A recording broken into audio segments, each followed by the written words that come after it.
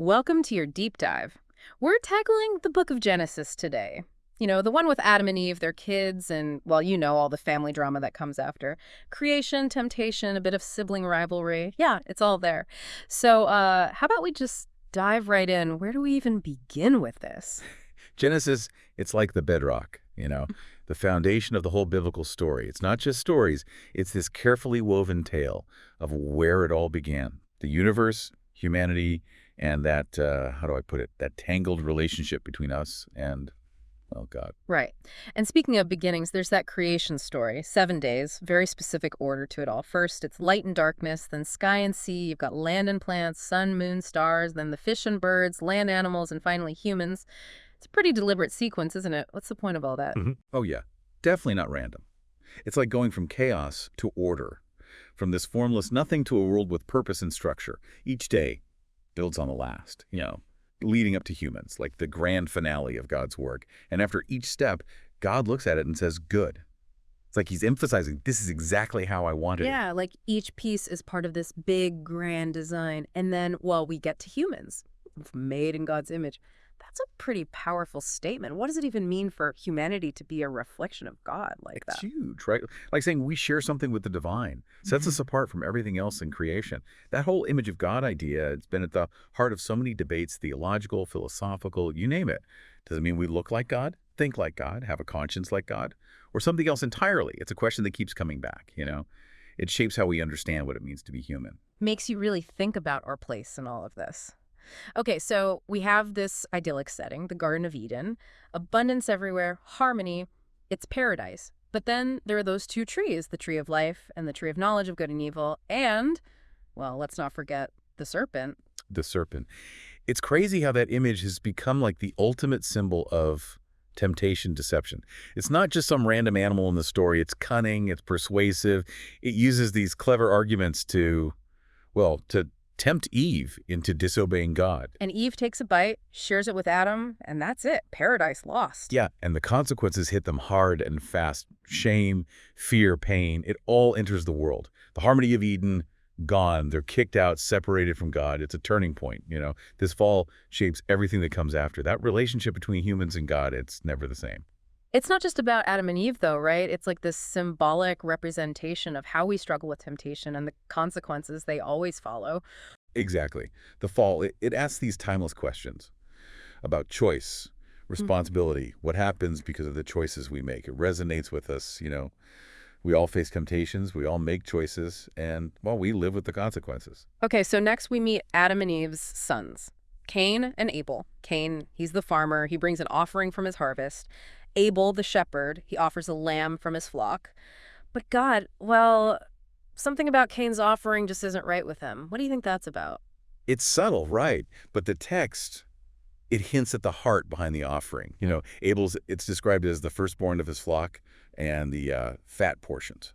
Like he's giving the best he has out of devotion. Cain's offering, it's just fruit of the ground. Doesn't have that same feeling of genuine, generosity. So it's the intention that matters more than the action itself. It makes you think not just about religious stuff, but anytime we give something or offer help, are we doing it with the right attitude? Absolutely. It's saying just going through the motions isn't enough. It's what's in your heart, the intention behind it, that truly matters. And Cain's reaction to all this, well, it leads to a pretty terrible act. He murders his brother, the first murder in the Bible. It gets dark fast. Yeah, it shows how destructive, emotions can be.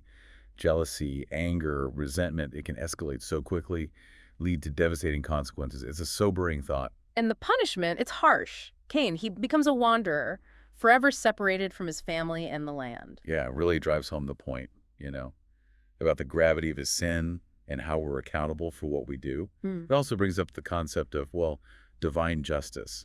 And that's a theme that keeps popping up throughout the Bible. Then we get into all these genealogies, tracing the line from Adam to Noah. It feels a bit like reading a phone book, all those names and ages. What's the point of those endless family trees? They're there for a reason, you know. It's about establishing that continuity, that passing down of life and history, generation to generation.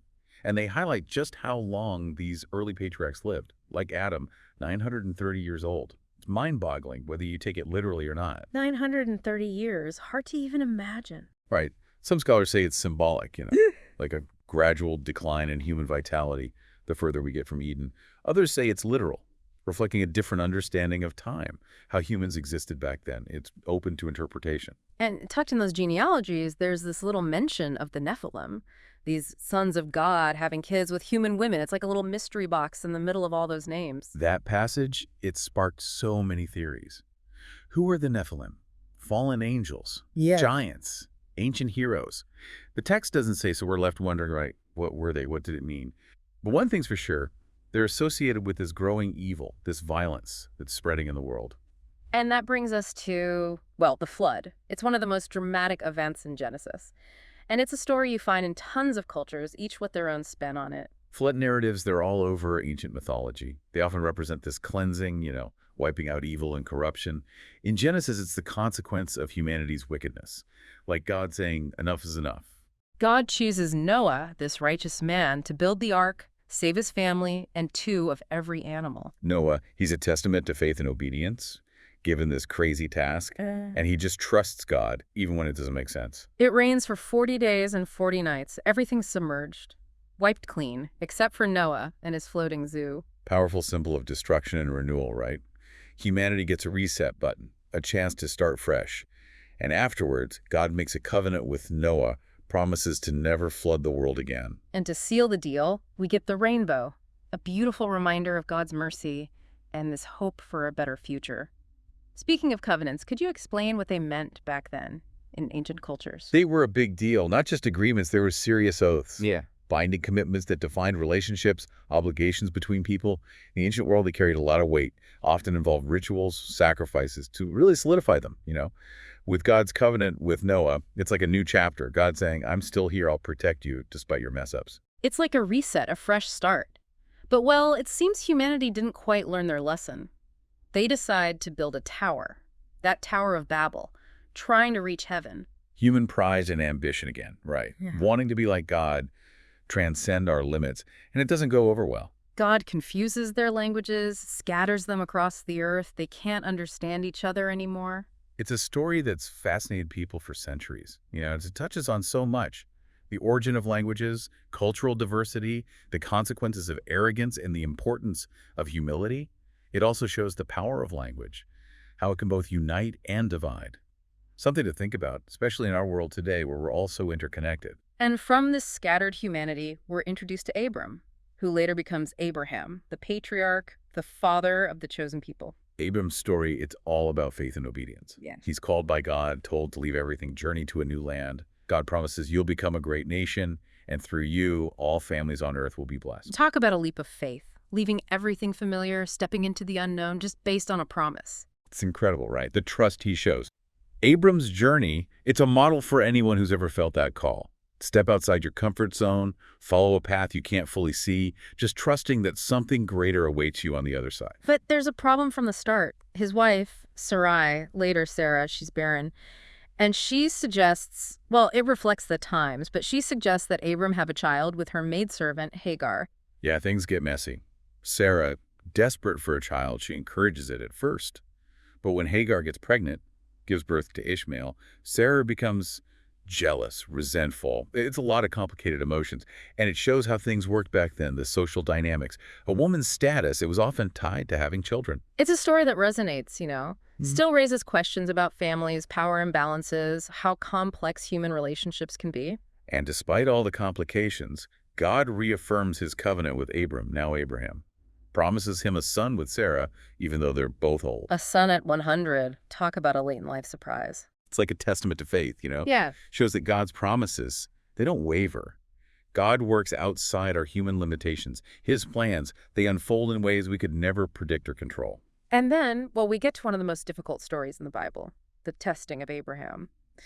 God tells him to sacrifice Isaac, his long-awaited son. How do we even begin to understand something like that? It's a tough one.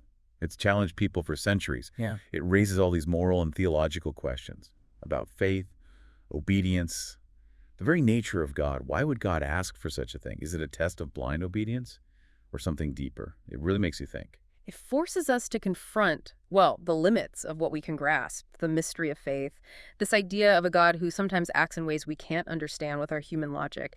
And Abraham, even with all that grief, he gets ready to obey. It's that willingness, Yeah. To sacrifice his son, not out of blind obedience, but because he trusts God, trusts that God is good. It's what makes the story so powerful. And right when it seems like it's going to happen, God stops him, provides a ram to be sacrificed instead.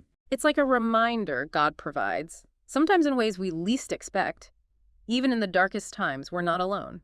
It solidifies Abraham's faith, establishes him as this model of unwavering trust, trusting God even when faced with, well, the unimaginable. And after that, we meet Isaac's sons, Jacob and Esau. Jacob, the quiet, cunning one, and Esau, the skilled hunter. Talk about setting the stage for some serious family drama. Oh, yeah, their rivalry, it starts before they're even born. It's all about sibling relationships, competition for their parents' love, a story of intrigue, deception, and eventually reconciliation. It's all there. And as we move forward, I'm curious to see how that rivalry plays out, how it shapes their lives, the future of their family line. We've covered a lot in this first part of our deep dive into Genesis, creation, near sacrifice, family drama. It's been quite a journey, but there's so much more to explore. We've just scratched the surface. Genesis, it's a tapestry of stories, themes, characters. It's compelling, enduring, and I can't wait to dig deeper into Jacob and Esau's story, see how their relationship unfolds, the legacy they leave behind. It's going to be fascinating. So last time, we left off with Jacob and Esau. Those twins and that rivalry, it's like it was just destined to happen, you know? It makes you think about those classic sibling dynamics. You see it in families everywhere throughout history. It's interesting how their story brings up that whole concept of the birthright blessing. It was a big deal back then.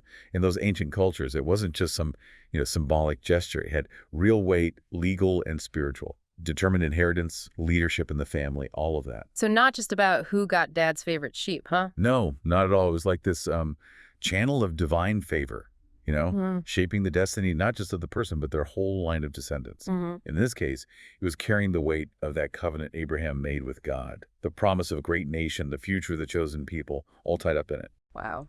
Yeah, that definitely adds a whole new layer to sibling rivalry. No wonder Jacob was so set on getting it.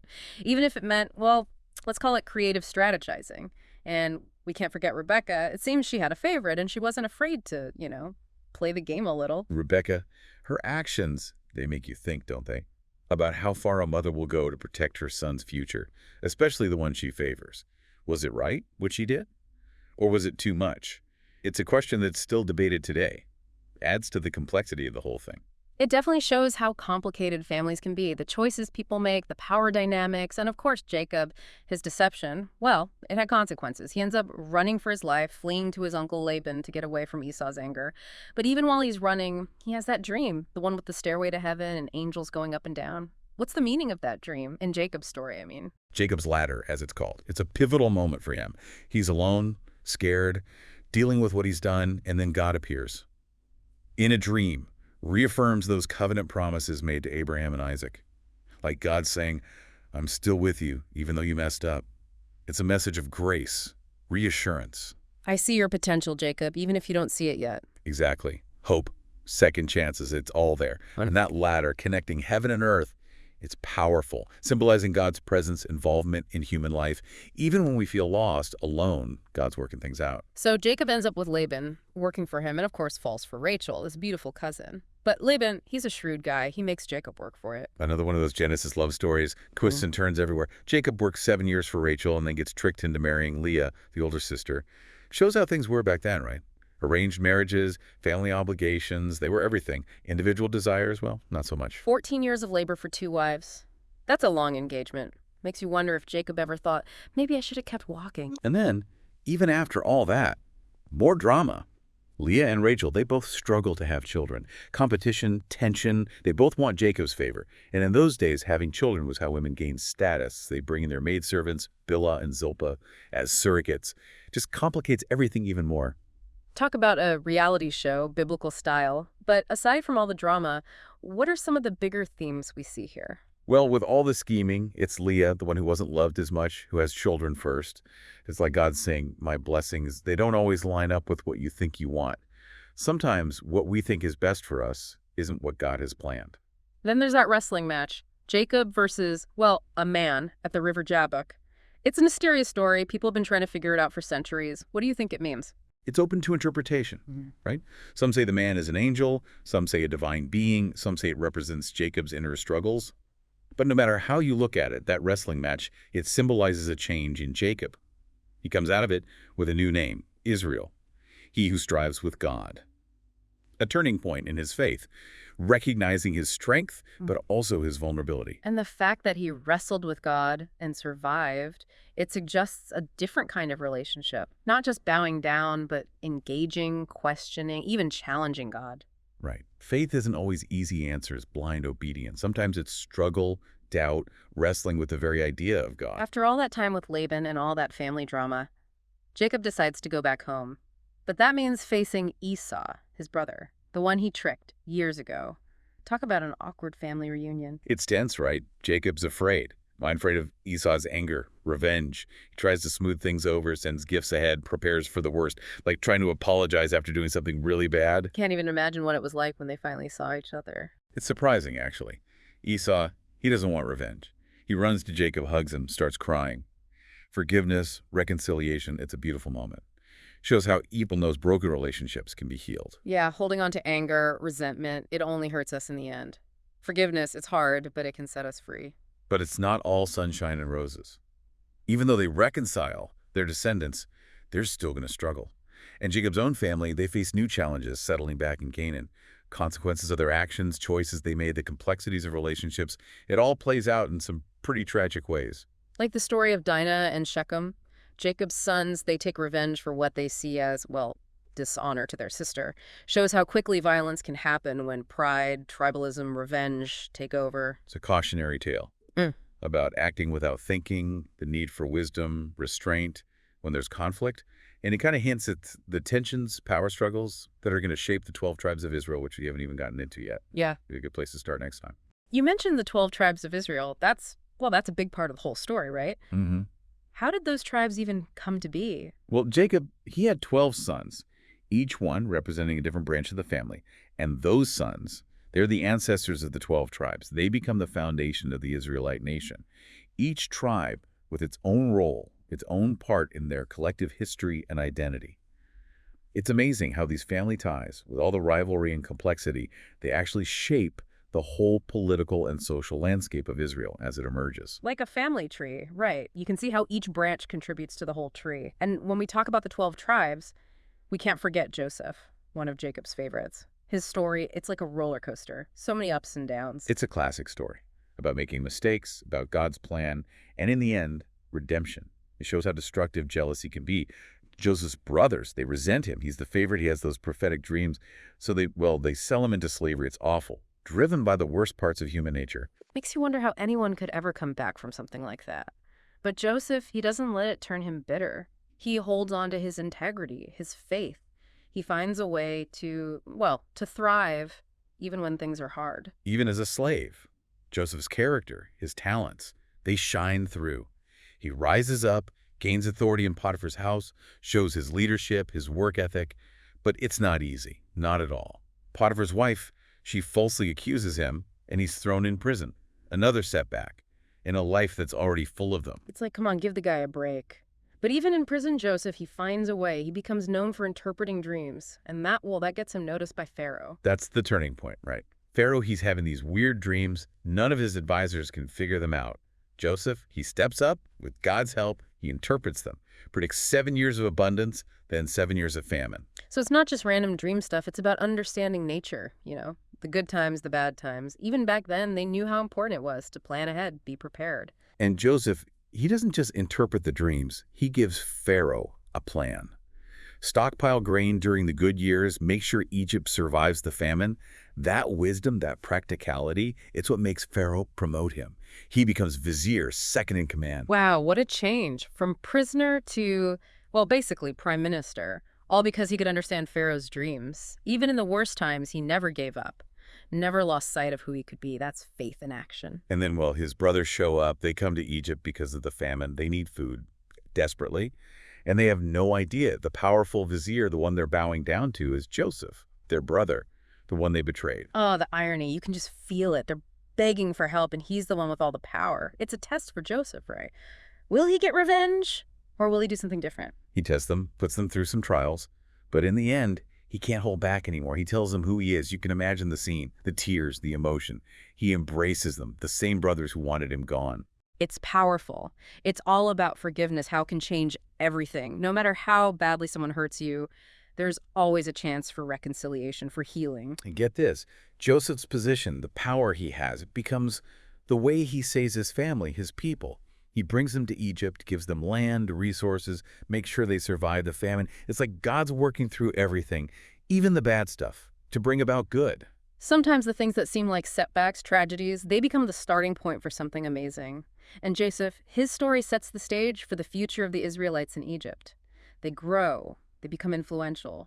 Eventually, they'll face new challenges, a new exodus under Moses. Joseph's life, it's a bridge between those early stories of the patriarchs and the drama of the Exodus. It's a reminder that God's plans, they unfold over time, over generations, connecting individual lives, collective journeys. Sometimes we don't understand until much later. Well, we've covered a lot in this deep dive into Genesis: creation, the fall of humanity, families rising and falling, covenants, the emergence of a chosen people. It's a lot to take in. As we wrap up, what are some of the key things you hope our listeners will think about as they reflect on these ancient stories? What strikes me about Genesis is how relevant it still is. These stories, thousands of years old, they still speak to us, to those deep questions we all have about who we are, our purpose, faith, family, betrayal, forgiveness, our relationship with God. It's all there. Think about how these stories connect to your own life. What challenges do you face? What choices do you make? Where do you see God at work, guiding you on your own journey? It's worth thinking about. It's true. These stories, they're not just ancient history. They're reflections of what it means to be human. Our struggles, our joys, our capacity for love, and unfortunately for violence, too. And as we explore these themes, maybe we'll understand the biblical narrative better and even our own place in the grand scheme of things. Exactly. These stories, they give us a way to engage with the big questions, the ones that have been with us since the beginning. And as we do that, maybe we'll find strength, wisdom, and hope for our own journey. Well said. Thanks for joining us for this deep dive into Genesis. We hope you've enjoyed exploring these stories and that they'll continue to spark your curiosity, inspire you on your own path of faith and discovery. Thanks for listening.